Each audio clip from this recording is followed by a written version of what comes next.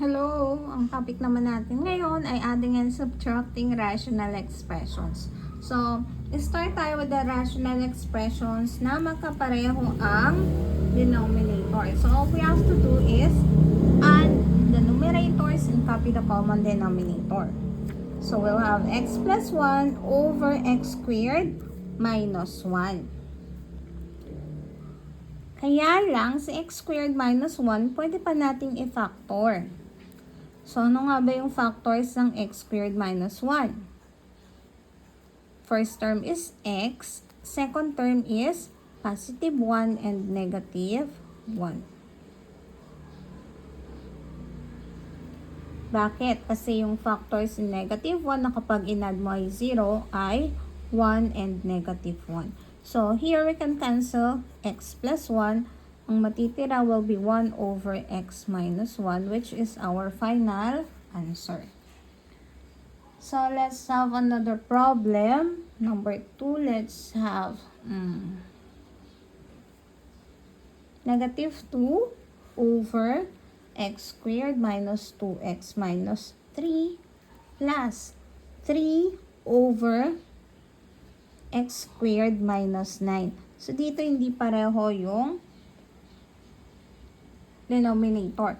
So, simplify muna natin yung denominators nila.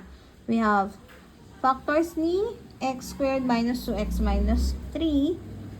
Siyempre, first term is x. Tapos, for the second term, hanapin natin yung factors ni 3 na negative 3 na kapag inad natin is negative 2. So, ano yung factors ni negative 3? That would be negative 3 and positive 1.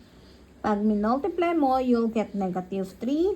Now, x plus negative 3x will give us negative 2x. And then, add natin si 3. X squared minus 9 will give us x minus 3 and x plus 3. So, ang magiging LCD natin, we have x plus 1 times x minus 3. Na doble lang yun, so hindi na natin uulitin sa x minus 3. We will have x plus 3. Now, pag kinuha natin yung equivalent fraction nung una nating given, we will divide the LCD by the denominator of the first fraction.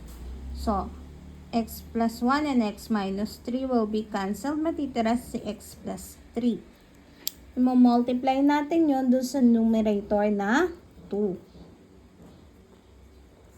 And then you have your plus.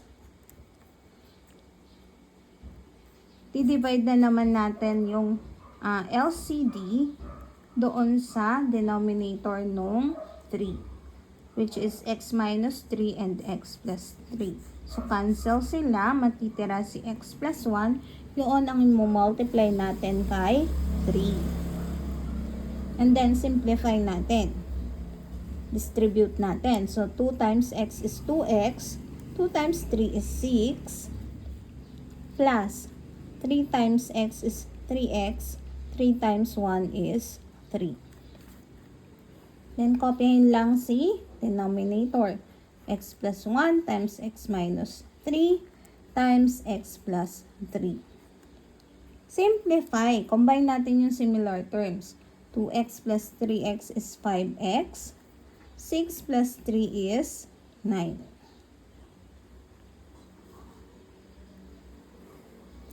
And then, you have x plus 1 times x minus 3 times x plus 3.